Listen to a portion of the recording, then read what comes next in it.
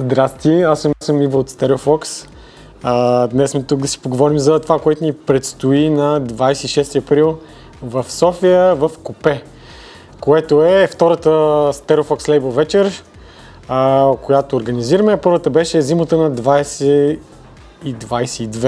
точно така, преди година и 4 месеца.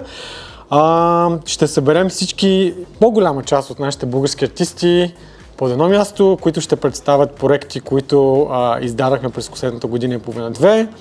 Ще има диджей сетове, подаръци, мърч и най-вече грамофонни плочи, което също е супер причина да се съберем заедно. 9 часа започва цялата програма, която ще бъде доста подробна.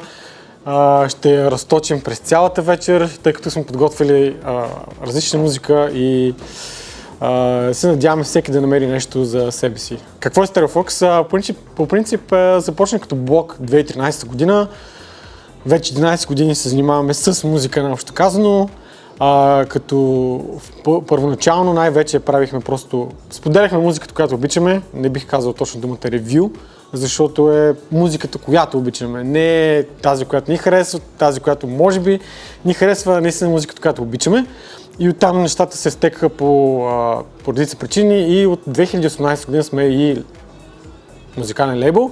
Издаваме артисти, издали сме над 100 артиста до момента, доста голяма част от чужбина, но и последните години това, което ме радва адски много, е, че започнахме да работим с много талантливи български музиканти.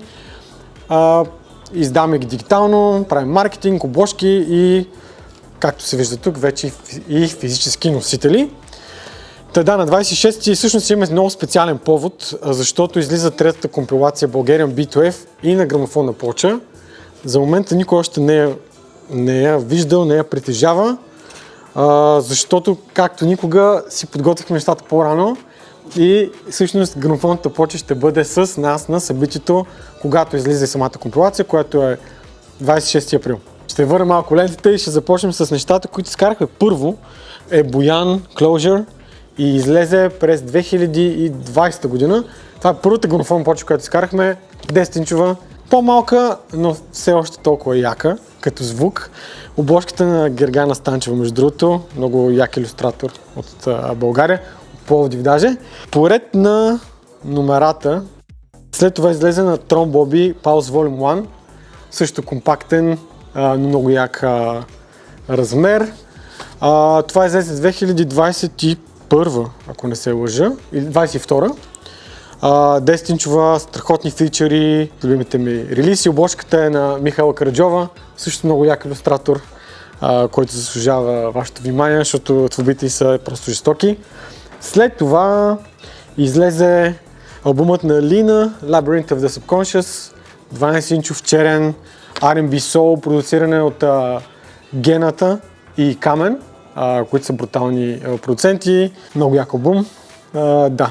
Това е може би първата 12-инчова плоча, която изкарахме. Излезе първия Bulgarian B2F 1. Това е проект, който решихме да съберем всички наши, като кажа наши, имам предвид на хората, които работят с нас в StereoFox, битмейкъри и продуценти. Бяхме в априлци една седмица и идеята беше да запишат една компилация от битова инструментална музика. Направихме документален филм, който може да гледате в YouTube. И идеята беше да представим българската инструментална сцена навън.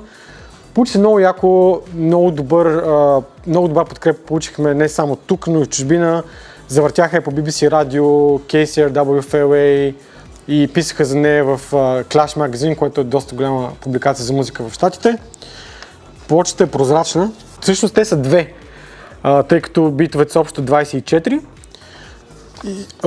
И така, обложката, всъщност всички артисти са илюстрирани от Гергана Станчева и може би това е първият по-така мащабен проект, с който се занимавахме.